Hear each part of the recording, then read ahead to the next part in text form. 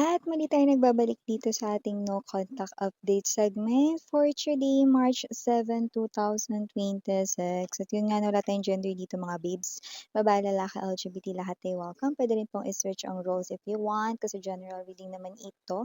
Pero ang kukunin talaga natin dito ay ang energies ng person na nasa isipan mo. Pwede mong isipin siya, no, ate pause ang video na to habang ginagawa iyon. I-resume back mo na lang kapag katapos ka ng iset ang iyong intention. At syempre mga babes na hindi ang energy niya yesterday at hindi rin energy niya tomorrow ang ating kukunin, kundi real-time energies like energy niya ngayon habang pinag-uusapan natin siya. So yung iba posibleng nasasamid na, no? Okay, so let us see. Archangel Michael, maraming salamat, Angel Guides. Can we get messages about this person here? Iniisip pa po ba niya si Collective? May feelings pa po ba siya kay Collective? Sa mga gusto lang tumambay dito at makichika, tara dito mga babes. At gusto ko lang din sabihin or ipaalam sa inyo na meron pa tayong isa pang channel kung saan araw-araw din po tayo nag-upload ng collective readings, no? Doon ay pwede rin kayong tumambay here and there, yan, no? Pwede kayo magpalipat-lipat, pabalik-balik here and there. Thank you so much. Okay? So, let us see kung may plano pa itong person na to kahit ano related sa iyo or kung meron pa siya ditong emotions or naiisip ka pa ba niya. Let's see, let's see, let's see kung sino ang pinaka-kumokonect sa iyong energy.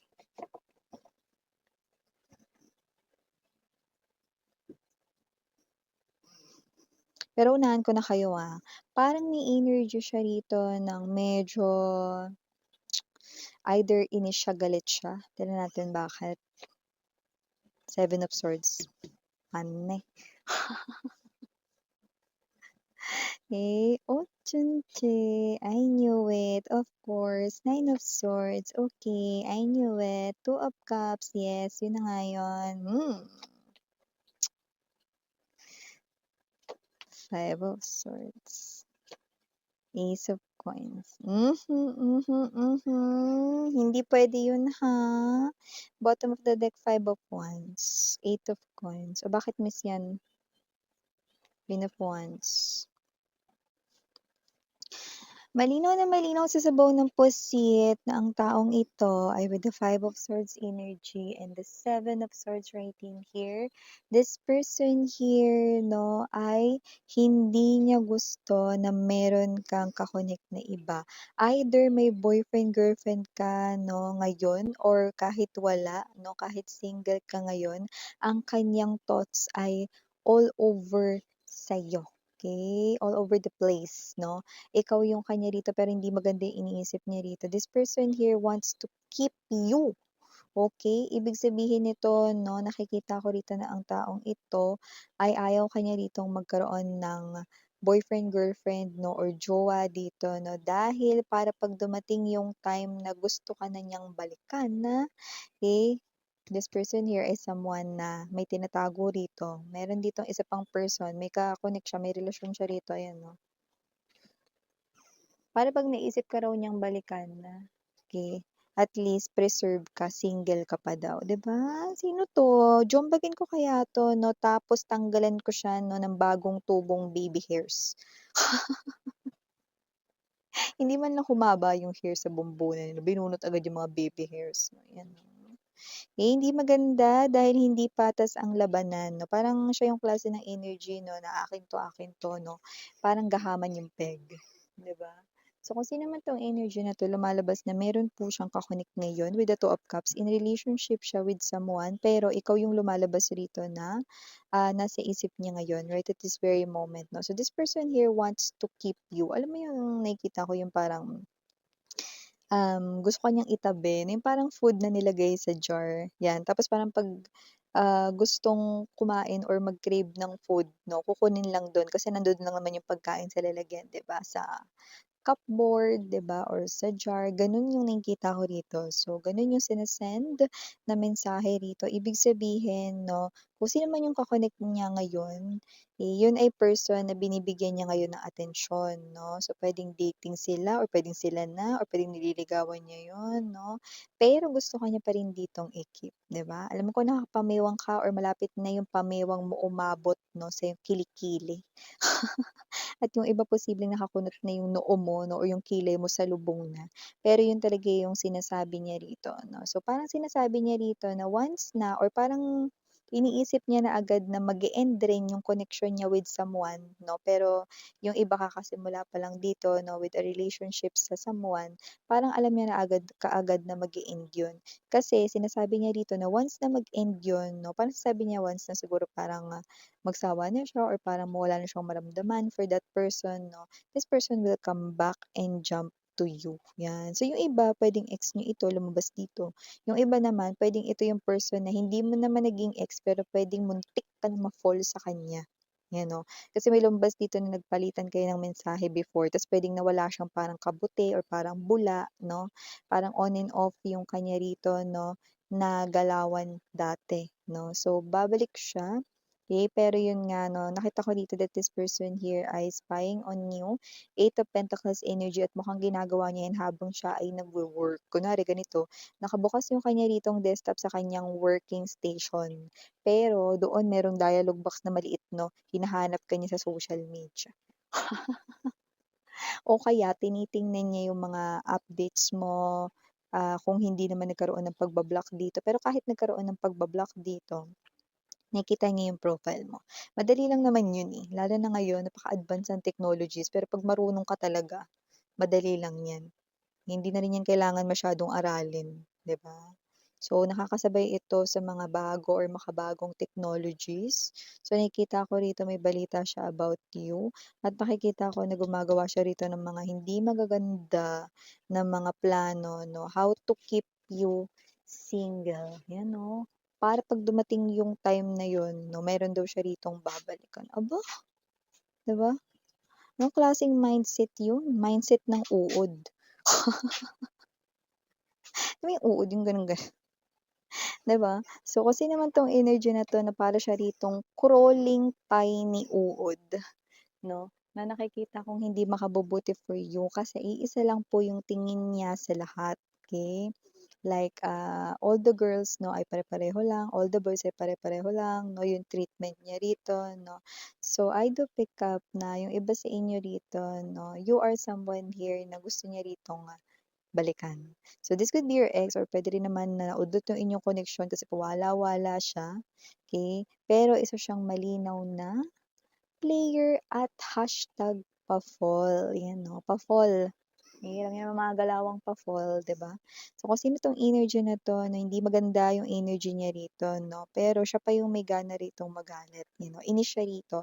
Kasi posibleng yung iba sa inyo with the Ace of Pentacles, puwedeng meron na kayo ritong ibang nakakausap ngayon 'no, baka meron na kayo diyan na ano, na piniflex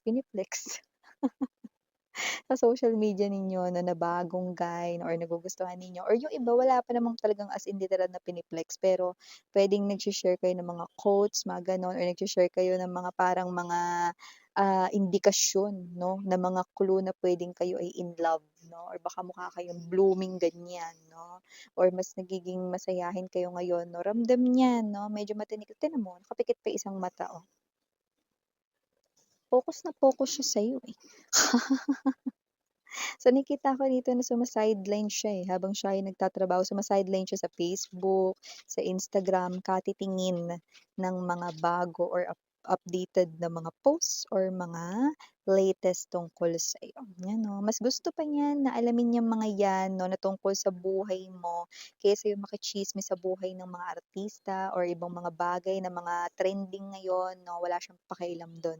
Ang pinaka-focus niya ngayon 'no, na parang alam mo yung energy niya magaling naman siya rito 'no, na parang magtago 'no, kung meron siyang ibang ginagawa sa work. Pero nakikita ko rito na parang siya yung energy na okey lang mapagalitan 'pag nahuli siya ditong nagfe-Facebook or nag-i-Instagram ng kanyang boss, okey, basta tutuloy niya pa rin ito. Kunyari 'pag napagalitan siya ngayon kasi gumagamit siya ng Facebook or Instagram ng boss niya, 'di ba? Habang ginawa niya yun 'no, uulit pa rin siya kasi nag-a-update siya rito about you, eh. So, parang walang dating yun kahit mabigyan pa siya rito 'no ng report card 'no, mula sa HR. Ang taray buwis buhay, buwis pangkabuhayan. So, nakikita ko rito 'no na okey sana yung effort niya 'no, ganda sana, eh, 'no. Kaso yung player type yung energy niya, ayan 'no. Marami siya ritong ano at ang nakakaloka rito pantay-pantay lang yung pagtingin niya sa mga babae at sa mga lalaki 'no. Hindi siya fair sa pagdating na emotions na ibibigay mo, 'yan, oh.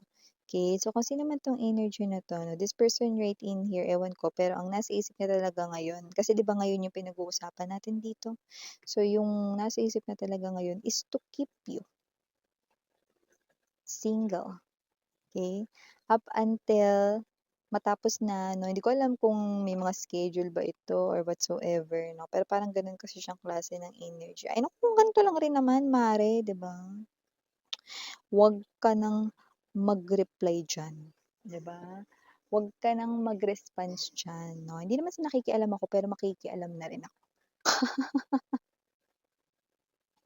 Yung iba minsan kapag hindi maganda yung lumalabas dito, "Alangang baguhin ko yun mare," 'di ba? Iyon yung lumabas dito 'no, lagi niyong titingnan yung punto na hindi laging maganda yung puwedeng lumabas. At 'pag pangit naman yung lumabas, hindi ibig sabihin nun ay pangit, 'di ba? Tingnan niyo yun bilang warning, 'di ba? Bilang advance warning 'no, para hindi kayo mas lalong, madali sa sitwasyon or makalusot kayo agad, 'di ba? So, gano'n niyo siya titingnan, hindi yung, "Ay pangit yan, ayoko nga niyan pakinggan," 'no? Tapos 'pag nangyari nun, "Si miss yan kasi." Eh, ba't kasi pinatay mo yung video? Sana tinapos mo, 'di ba? So yun 'no, warning yun 'no, ni universe. It's like saving you from something messy to happen, 'di ba? Gano'n. So nakikita ko rito 'no, that this person here, okay, alam mo yung parang meron siyang ka-deal ngayon pero ang naiisip niya, kayo na agad, okay. Kayo na agad habang meron pa siyang ka-deal dito, okay. Kumbaga parang nasa next na target na siya sa isip niya rito, kahit na parang kaka-start niya pa lang with this new one, nakuha mo? So, parang ang energy niya rito collect and collect pero parang wala siyang ise-select. So, definitely you're dealing here with someone who is a player pero hindi siya sports, ayan 'no. Okey sana 'pag sports, eh, 'no? Eh, para mas healthy 'no, ang relationship 'no.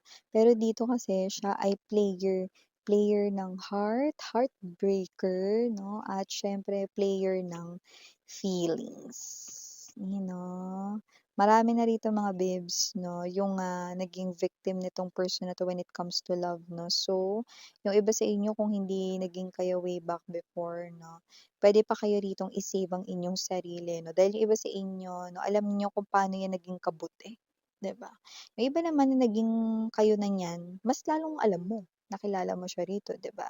Eh, di mas lalong, gawin mo yun advantage 'no, na hindi ka na babalik sa ganyang klase ng sitwasyon, 'di ba? Okay, so initials na tayo, capital letter M, capital letter T, and capital letter L, capital letter R, capital letter Z, and capital letter N. For other letters might not be capital, I'm seeing double E. Maaaring magkahiwalay yun, doesn't have to be nadikit yun. Just take only what resonates. We also have here small letter O, andito rin ang small letter S, small letter R, small letter D, and small letter B as in boy. Okay. So nakikita natin dito Queen of Wands energy, mas naggo-glow ka kasi ngayon daw, parang mas lalo ka ritong, alam mo yun, blooming tingnan. Mas lalo ritong naging fresh yung iyo ritong looks ngayon.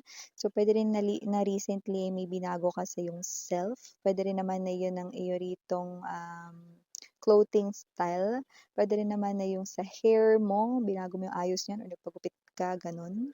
Yung iba naman dito 'no, ay may ginawa kayo na basta nag-glow up kayo. Yan. At hindi lang yon dun sa inyong physical appearance, no? Yung iba sa inyo, meron din ditong success na nakuha. So, pwedeng success yan sa business mo, kung business owner or entrepreneur ka. Or success yan sa trabaho mo, kung ikaw naman ay working in a company together with other colleagues. 'Di ba? So, definitely, gamitin ninyo ang inyong intuition sa pagtantos ng taong ito. Dahil ang taong ito, umpisa pa lang, naamoy ko ng baho na ugali. 'Di ba? Kasing baho ng Imbornal. Yan, napasintabi sa lahat ng kumakain, nagmemeryenda, nagkakape ngayon. Yan, okay? Para alam na ninyo agad. 'Di ba? So, ito yung mga messages right here for you guys. Again, I'm Yuriana Oni. For the girls, Inyana Duna for the boys. Sarang Heal Love and Light. Ayun.